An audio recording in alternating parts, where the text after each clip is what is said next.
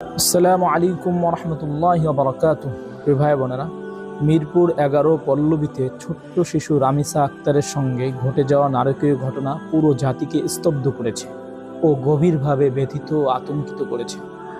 এ ধরনের বর্বরতার দ্রুত, দৃষ্টান্তমূলক ও কঠোর বিচার নিশ্চিত করা জরুরি।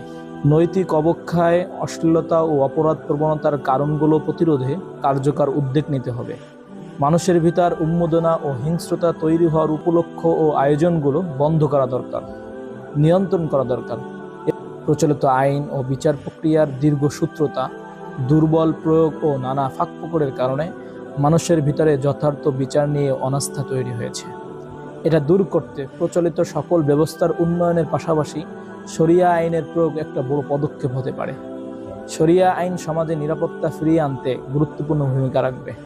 আল্লাহ তাআলা শিশু রামিসাকে জান্নাত দান করুন এবং আমাদের দেশ ও জাতিকে হেফাজত করুন। Justice for Ramisa. আসসালামু আলাইকুম রহমতুল্লাহি ওয়া বারাকাতুহু।